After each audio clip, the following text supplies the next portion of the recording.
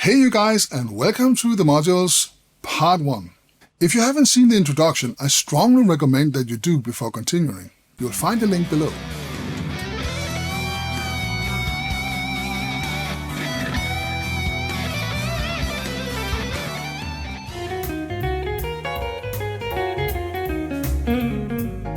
In the next two videos, we will take a closer look at these two modules and why they are so simple and easy to use, yet so very powerful.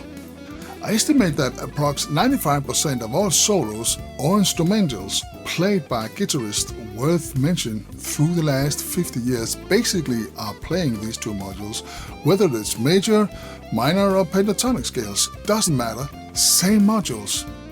And besides major and minor, there are of course other scales, and we will also take a look at them later on. But for now, let's keep it simple and dive in.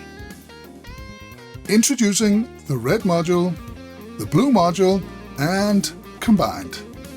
Now you probably have seen this before, or rather something like it, because instead of having several modules scattered across the fretboard, not knowing where to play what, well, these two are in fact a boiled down combination of where most solos and licks are played.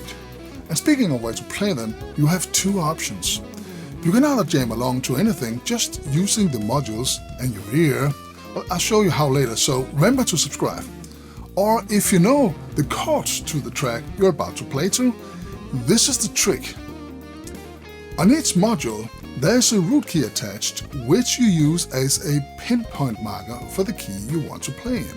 Mind you, the key refers to the root of a major scale. Say you want to play something in C major, which, by the way, also is A minor. Well, we get back to that later. In the red module, use, for example, the A string, pinpoint C, and you're good to go.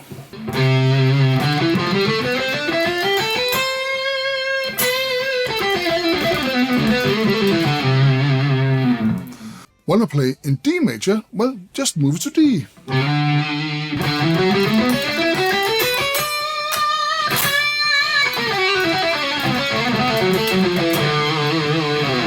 It's really that simple, and yet I do realize that it can seem a bit confusing at first, but I assure you that in the end of the sessions, you'll see the light and wonder why nobody showed you this before.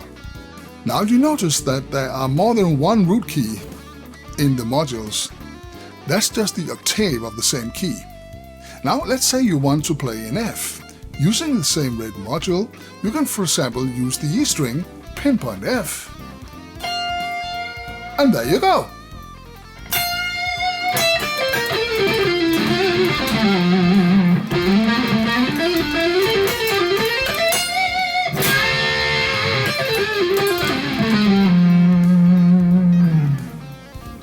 This of course demands that you know the letters on some of the strings. If you know them already, good for you, but if you don't, there are some efficient ways to learn them. More of that later. But for this, the red module, I recommend that you use the A string or the first E string as reference. Okay, now I'll walk you through the basics. Next up, the blue module, and of course examples of where and what. There will of course also be links in the following episodes where you can download PDF guidelines and audio rehearsal files. Remember to subscribe, and I'll see you in the next video.